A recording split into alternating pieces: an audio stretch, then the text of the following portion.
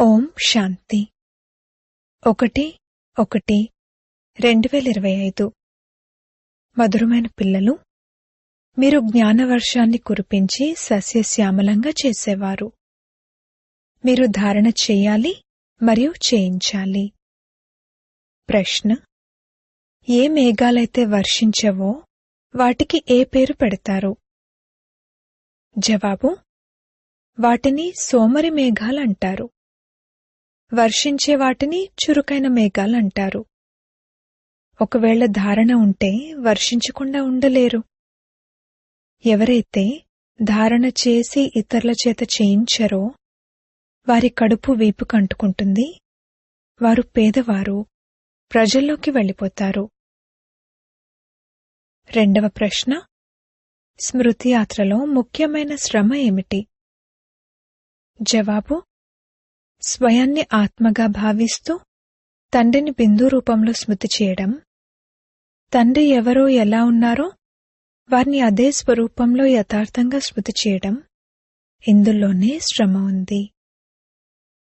పాట: ఎవరైతే ప్రియునితో ఉంటారో. ఓం శాంతి. సాగరం పైన మేఘాలుంటాయి కావున మేఘాలకు తండ్రి సాగరుడు. ఏ మేఘాలైతే సాగరంతో పాటు ఉంటాయో వాటి నుండి వర్షం కురుస్తుంది. ఆ మేఘాలు కూడా నీటిని నింపుకుని తర్వాత వర్షిస్తాయి. మీరు కూడా సాగరుని వద్దకు నింపుకునేందుకు వస్తారు. మీరు సాగరుని పిల్లలు, అనగా మేఘాలు. మధురమైన నీటిని తీసుకుని నింపుకుంటారు. ఇప్పుడు మేఘాలు కూడా అనేక రకాలుగా ఉంటాయి. కొన్ని చాలా ఎక్కువగా వర్షిస్తాయి, వరదలు సృష్టిస్తాయి. కొన్ని తక్కువగా వర్షిస్తాయి. మీలో కూడా ఇలా నంబర్వారుగా ఉన్నారు. ఎవరైతే చాలా ఎక్కువగా వర్షిస్తారో వారి పేరు కూడా మహిమ చేయడం జరుగుతుంది. ఏ విధంగా వర్షం బాగా కురిస్తే మనుషులు సంతోషిస్తారో ఇక్కడ కూడా అలాగే. ఎవరైతే బాగా వర్షిస్తారో వారి మహిమ జరుగుతుంది. ఎవరైతే వర్షించరో వారి మనసు సోమరిగా అయిపోతుంది. వారికి కడుపు నిండదు. పూర్తిగా ధారణ జరగకపోవడం వలన వారి కడుపు వెళ్లి వీపు కంటుకుంటుంది. కరువు వస్తే మనుషుల కడుపు వీపు కంటుకుంటుంది. ఇక్కడ కూడా ధారణ చేసి ధారణ చేయించకపోతే కడుపు వెళ్లి వీపు కంటుకుంటుంది. బాగా వర్షించేవారు వెళ్లి రాజారాణులుగా అవుతారు మరియు మిగిలిన వారు పేదవారిగా అవుతారు. పేదవారి కడుపు వీపు కంటుకుంటుంది. కనుక పిల్లలు ధారణ చాలా బాగా చేయాలి. ఇందులో కూడా ఆత్మ మరియు పరమాత్మల జ్ఞానం ఎంత సహజమైనది. మాలో ఆత్మ మరియు పరమాత్మ రెండింటి జ్ఞానము ఇంతకు ముందు ఉండేది కాదని మీరిప్పుడు అర్థం చేసుకుంటారు. దానివలన కడుపు వీపు కంటుకుంటుంది కదా. ముఖ్యమైనది ఆత్మ మరియు పరమాత్మల విషయమే. మనుషులకు ఆత్మ గురించే తెలియకపోతే ఇక పరమాత్మనెలా తెలుసుకోగలరు? ఎంతో గొప్ప విద్వాంసులు, పండితులు మొదలైన వారున్నారు. ఎవ్వరికీ ఆత్మ గురించి తెలియదు. ఇప్పుడు మీకు తెలిసింది ఆత్మ అవినాశి. అందులో 84 జన్మల అవినాశి పాత్ర నిశ్చితమై ఉంది. అది నడుస్తూ ఉంటుంది. ఆత్మ అవినాశి కనుక పాత్ర కూడా అవినాశి. ఆత్మ ఆల్రౌండ్ పాత్రను ఎలా అభినయిస్తుంది ఇదెవరికీ తెలియదు. వారైతే ఆత్మే పరమాత్మ అని అనేస్తారు. పిల్లలైన మీకు ఆది నుండి మొదలుకొని అంతిమం వరకు సంపూర్ణ జ్ఞానం ఉంది. వారైతే డ్రామా ఆయువునే లక్షల సంవత్సరాలనేస్తారు. ఇప్పుడు మీకు మొత్తం జ్ఞానమంతా లభించింది.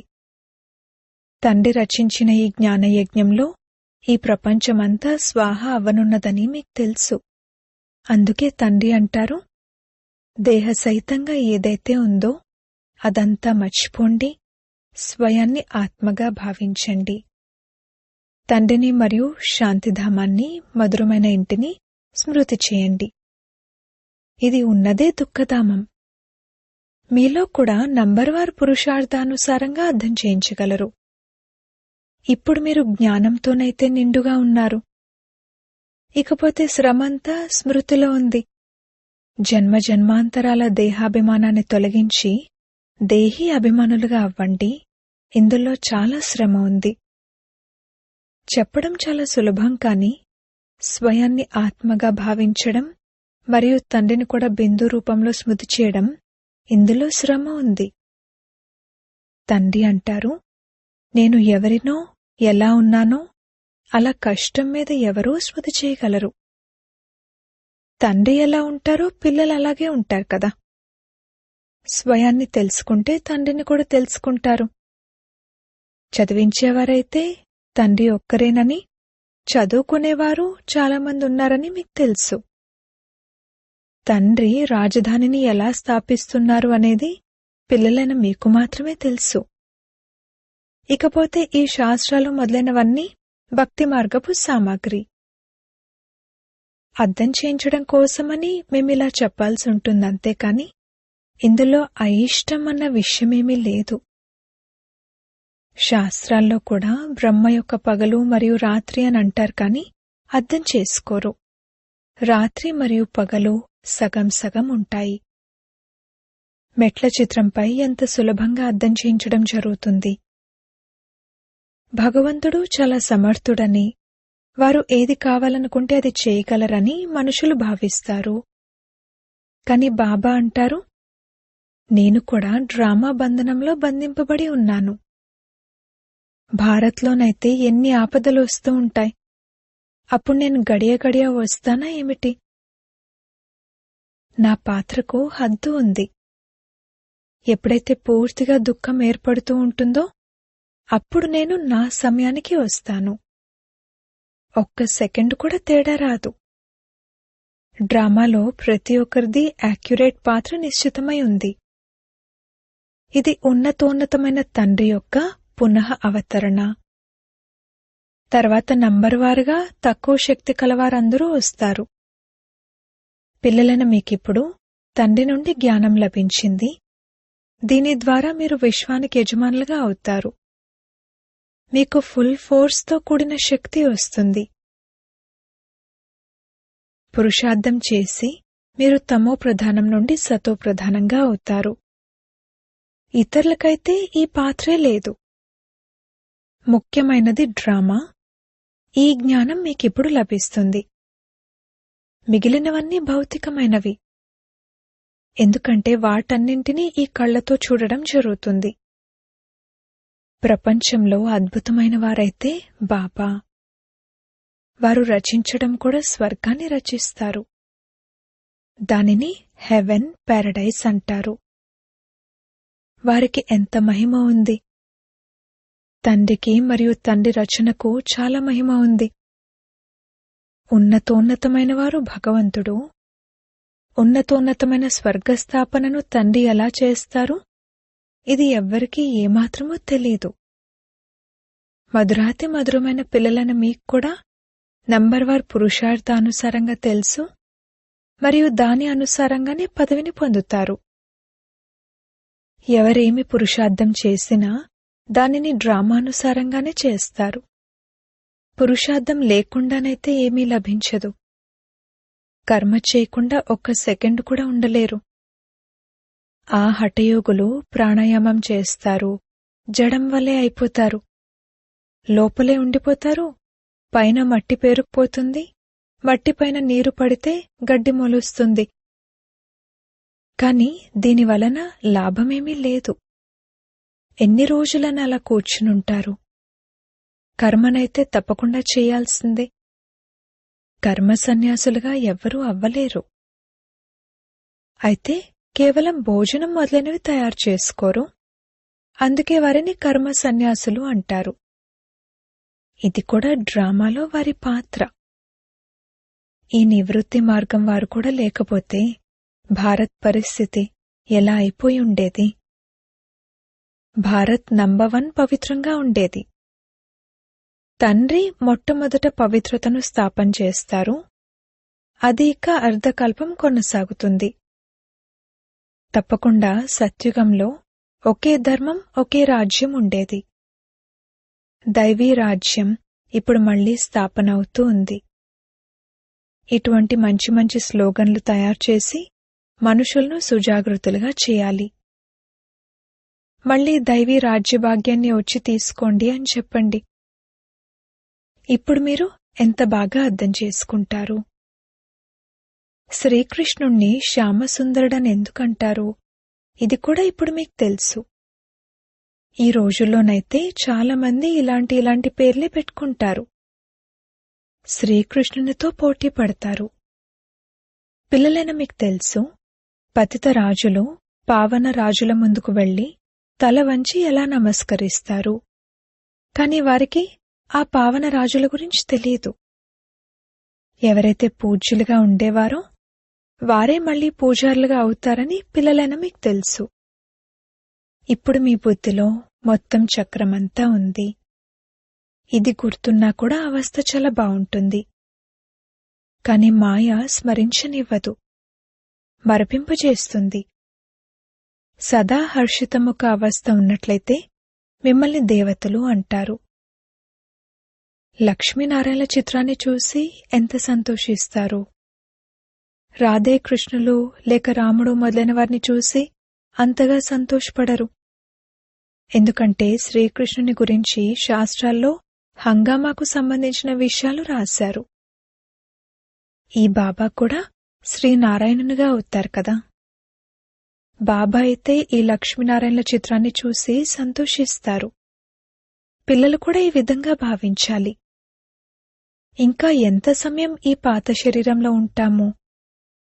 తర్వాత వెళ్లి రాకుమారులుగా అవుతాము. ఇది లక్ష్యము ఉద్దేశము కదా. ఇది కూడా కేవలం మీకే తెలుసు.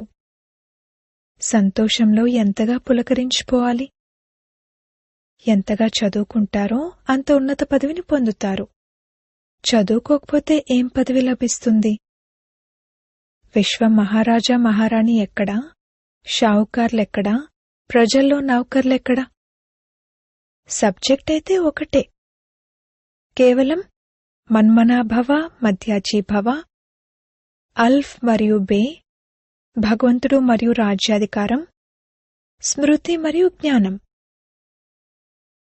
వీరికి ఎంత సంతోషం కలిగింది. బాబాకు అల్లా లభించారు, ఇక మిగిలిందంతా ఇచ్చేశారు. ఎంత పెద్ద లాటరీ లభించింది. ఇంకేం కావాలి?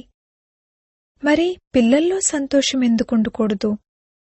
అందుకే బాబా అంటారు, పిల్లలు చూస్తూ సంతోషపడేలాంటి ట్రాన్స్లేట్ చిత్రాన్ని అందరికోసమూ తయారు చేయించండి. శివ్ బాబా బ్రహ్మ ద్వారా మనకి వారసత్వాన్ని ఇస్తున్నారు. మనుషులకైతే అసలేమీ తెలియదు. పూర్తిగా తుచ్చబుద్ధి కలవారిగా ఉన్నారు. ఇప్పుడు మీరు తుచ్చబుద్ధి నుండి స్వచ్ఛబుద్ధి కలవారిగా అవుతున్నారు. అంతా తెలుసుకున్నారు. ఇంకేమీ చదవాల్సిన అవసరం లేదు. ఈ చదువుతో మీకు విశ్వరాజ్యాధికారం లభిస్తుంది. అందుకే తండ్రిని నాలెడ్జ్ఫుల్ అంటారు. కాని మనుషులు అనుకుంటారు వారికి ప్రతి ఒక్కరి మనసు గురించి తెలుసు అని. కాని తండ్రి అయితే జ్ఞానాన్ని ఇస్తారు. ఫలానా వారు చదువుతారు అని టీచర్ అర్థం చేసుకోగలరు. అంతేకాని వారి బుద్ధిలో ఏం నడుస్తూ ఉందని రోజంతా కూర్చునేమైనా చూస్తారా? ఇది అద్భుతమైన జ్ఞానం. తండ్రిని జ్ఞానసాగరుడు, సుఖశాంతుల సాగరుడు అంటారు. మీరు కూడా ఇప్పుడు మాస్టర్ జ్ఞానసాగర్లుగా అవుతారు. తర్వాత ఈ టైటిల్స్ పోతాయి. అప్పుడు సర్వగుణ సంపన్నులుగా 16 కళలు సంపూర్ణులుగా అవుతారు. ఇది మనుషుల్లో ఉన్నత పదవి. ఈ సమయంలో ఇది ఈశ్వరీయ పదవి. ఇవెంతగా అర్థం చేసుకోవాల్సిన మరియు అర్థం చేయించాల్సిన విషయాలు. లక్ష్మీనారాయణల చిత్రాన్ని చూసి చాలా సంతోషం కలగాలి. మనమిప్పుడు విశ్వానికి యజమానులుగా అవుతాము. జ్ఞానం ద్వారానే అన్ని గుణాలు వస్తాయి. మన లక్ష్యాన్ని, ఉద్దేశాన్ని చూడడంతోనే రిఫ్రెష్ అయిపోతారు. అందుకే బాబా అంటారు, ఈ లక్ష్మీనారాయణల చిత్రమైతే ప్రతి ఒక్కరి వద్ద ఉండాలి అని. ఈ చిత్రం మనసులో ప్రేమను పెంచుతుంది. ఇక ఈ మృత్యులోకంలో ఇది చివరి జన్మ, తర్వాత మేము అమర్లోకంలోకి వెళ్ళి ఈ విధంగా అవుతాము అని మనసు కనిపిస్తుంది.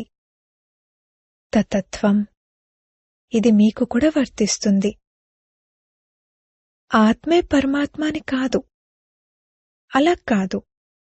ఈ జ్ఞానమంతా బుద్ధిలో కూర్చుని ఉండాలి. ఎప్పుడైనా ఎవరికైనా అర్థం చేయించేటప్పుడు వారికి చెప్పండి, మేము ఎప్పుడూ ఎవరి దగ్గర భిక్ష అడగము. ప్రజాపిత బ్రహ్మ యొక్క పిల్లలైతే ఎంతోమంది ఉన్నారు. మేము మా తనువు మనసు ధనములతోనే సేవ చేస్తాము. బ్రాహ్మణులు తమ సంపాదనతోనే యజ్ఞాన్ని నడిపిస్తున్నారు. శూద్రుల ధనాన్ని ఇందులో ఉపయోగించలేము. అనేక మంది పిల్లలున్నారు. వారికి తెలుసు ఎంతగా మేము తనువు మనసు ధనంతో సేవ చేస్తామో, సమర్పణ అవుతామో అంతగా పదవిని పొందుతాము అని. బాబా బీజం నాటారు కావున దాని ద్వారా వారు లక్ష్మీనారాయణగా అవుతారని మీకు తెలుసు. ధనము ఇప్పుడిక్కడ ఇక ఉపయోగపడేది లేదు అన్నప్పుడు ఈ కార్యంలో ఎందుకు ఉపయోగించకూడదు? అలాగని సమర్పణైన వారు ఆకలితో మరణిస్తారా ఏమిటి? ఇక్కడ చాలా బాగా చూసుకోవడం జరుగుతుంది. బాబాను ఎంత బాగా చూసుకోవడం జరుగుతుంది. వీరైతే శివబాబా రథం కదా. వీరు మొత్తం ప్రపంచమంతటినీ హెవెన్గా తయారు చేసేవారు. వీరు సుందరమైన యాత్రికుడు. పరంపిత పరమాత్మ వచ్చి అందరినీ సుందరంగా తయారు చేస్తారు. మీరు నలుపు నుండి తెలుపుగా సుందరంగా అవుతారు కదా. వీరు ఎంతటి సుందరమైన ప్రియుడు. వచ్చి అందర్నీ తెల్లగా తయారు చేస్తారు. వారిపైనైతే బలిహారం అయిపోవాలి. వారిని స్మృతి చేస్తూ ఉండాలి. ఎలాగైతే ఆత్మను చూడలేం కాని తెలుసుకోగలమో అలాగే పరమాత్మను కూడా తెలుసుకోగలము. చూడడానికైతే ఆత్మ పరమాత్మ ఇరువురు ఒకే విధంగా బిందువులా ఉంటారు. ఇక మిగిలిందంతా జ్ఞానం. ఇవి బాగా అర్థం చేసుకోవాల్సిన విషయాలు. పిల్లల బుద్ధిలో ఇవి నోటై ఉండాలి. బుద్ధిలో నంబర్వార్ పురుషార్థానుసారంగా ధారణ జరుగుతుంది. డాక్టర్లకు కూడా మందులు గుర్తుంటాయి కదా. అంతేకాని ఆ సమయంలో కూర్చుని పుస్తకం చూస్తారని కాదు. డాక్టరీకి సంబంధించి కూడా పాయింట్లుంటాయి, బ్యారిస్టరీకి సంబంధించి కూడా పాయింట్లుంటాయి. మీ వద్ద కూడా పాయింట్లు ఉన్నాయి, టాపిక్లు ఉన్నాయి. వాటిపై అర్థం చేయిస్తారు. ఒకరికి ఒక పాయింట్తో లాభం కలుగుతుంది, మరొకరికి ఇంకొక పాయింట్తో బాణం తగులుతుంది. పాయింట్లయితే అనేకానేకం ఉన్నాయి. ఎవరైతే మంచి రీతిలో ధారణ చేస్తారో వారు మంచి రీతిలో సేవ చేయగలరు. అర్ధకల్పం నుండి మహారోగి పేషెంట్లా ఉన్నారు. ఆత్మ పతితంగా అయిపోయింది. దానికి ఒక్క అవినాశీ సర్జన్ మాత్రమే మందు ఇస్తారు. వారు సదా సర్జన్గానే ఉంటారు. ఎప్పుడూ అనారోగ్యం పాలవ్వరు. మిగిలిన వారందరూ అయితే అనారోగ్యం పాలవుతారు. అవినాశీ సర్జన్ ఒక్కసారి మాత్రమే వచ్చి మన్మనాభవ అనే ఇంజెక్షన్ వేస్తారు. ఇదెంత సులభం. చిత్రాన్ని సదా పాకెట్లో ఉంచుకోండి. బాబా నారాయణుడు పూజారిగా ఉండేవారు. లక్ష్మి చిత్రాన్ని తీసేసి ఒక్క నారాయణుడి చిత్రాన్ని ఉంచుకున్నారు. నేను ఎవరినైతే పూజిస్తూ ఉండేవాడినో ఇప్పుడు వారిగా తయారవుతున్నాను అని ఇప్పుడు తెలుస్తుంది. లక్ష్మి చిత్రానికి వీడ్కోలిచ్చాను కావున నేను లక్ష్మిగా అవ్వను అన్నదైతే పక్కా.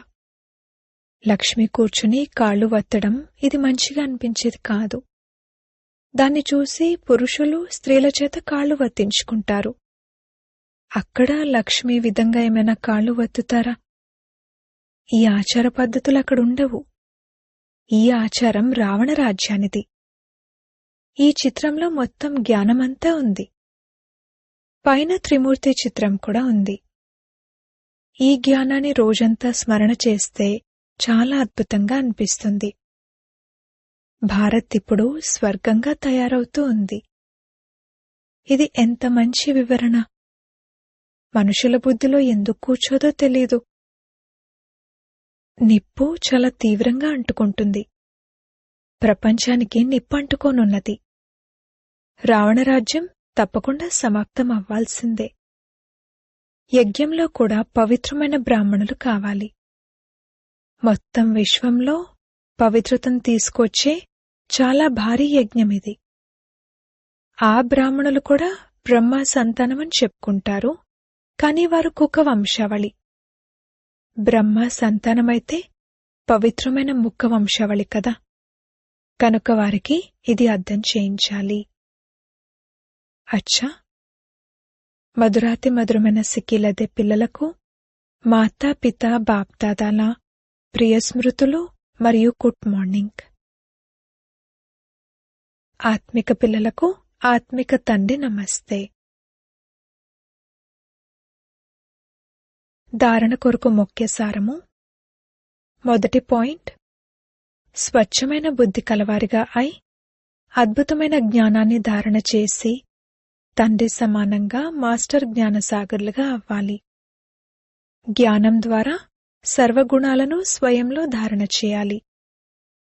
రెండవ పాయింట్, ఏ విధంగా బాబా తనువు మనసు ధనములను సేవలో ఉపయోగించారో, సమర్పితులయ్యారో, అలాగే తండ్రి సమానంగా తమదంతా ఈశ్వరీయ సేవలో సఫలం చేసుకోవాలి. సదా రిఫ్రెష్ అయి ఉండేందుకు లక్ష్యం ఉద్దేశం యొక్క చిత్రాన్ని మీతో పాటు ఉంచుకోవాలి. వరదానము. ఏకరస స్థితి ద్వారా సదా ఒక్క తండ్రిని ఫాలో చేసే ప్రసన్న చిత్ భవ. పిల్లలైన మీ కొరకు బ్రహ్మబాబా జీవితం యాక్యురేట్ కంప్యూటర్ వంటిది. ఏ విధంగా ఈ రోజుల్లో కంప్యూటర్ ద్వారా ప్రతి ఒక్క ప్రశ్నకు జవాబులు అడుగుతారో, అదేవిధంగా మనసులో ఎప్పుడైనా ఏదైనా ప్రశ్న తలెత్తితే ఏమిటి, ఎందుకు, ఎలా అన్నదానికి బదులుగా బ్రహ్మబాబా జీవితం రూపీ కంప్యూటర్లో చూడండి. ఏమిటి మరియు ఎలా అన్న ప్రశ్నలు ఇలా అన్న దానిలోకి మారిపోతాయి. ప్రశ్న చిత్తులకు బదులుగా ప్రసన్న చిత్తులుగా అవుతారు. ప్రసన్న చిత్ అనగా ఏకరస స్థితిలో ఒక్క తండ్రిని ఫాలో చేసేవారు. స్లోగన్. ఆత్మిక శక్తి ఆధారంగా సదా ఆరోగ్యంగా ఉండే అనుభవం చేయండి. విశేష సూచన. బ్రహ్మవత్సలందరూ జనవరి 1 నుండి జనవరి 31, 2025 వరకు విశేషంగా అంతర్ముఖత అనే గుహలో కూర్చుని యోగ తపస్య చేస్తూ పూర్తి విశ్వానికి తమ శక్తిశాలి మనసా ద్వారా విశేషంగా సకాశిచ్చే సేవ చేయండి. ఈ లక్ష్యంతోనే ఈ నెలలోని పత్రపుష్పంలో ఏవైతే అవ్యక్త ప్రేరణలు పంపించడం జరిగిందో వాటిని మొత్తం జనవరి మాసంలో మురళీ కింద కూడా రాస్తున్నాము. మీరందరూ ఈ పాయింట్లపై విశేషంగా మనన చింతన చేస్తూ మనసా సేవ యొక్క అనుభవజ్ఞులుగా అవ్వండి. తమ శక్తిశాలి మనసు ద్వారా సకాశిచ్చే సేవ చేయండి. శాంతిదూత పిల్లలైన మీరు ఎక్కడున్నా కూడా నడుస్తూ తిరుగుతూ సదా స్వయాన్ని శాంతిదూతగా భావిస్తూ నడుచుకోండి. ఎవరైతే స్వయం శాంతి స్వరూపంలో, శక్తిశాలి స్వరూపంలో స్థితులవుతారో వారు ఇతరులకు కూడా శాంతి మరియు శక్తి యొక్క సకాశిస్తూ ఉంటారు. ఓం శాంతి.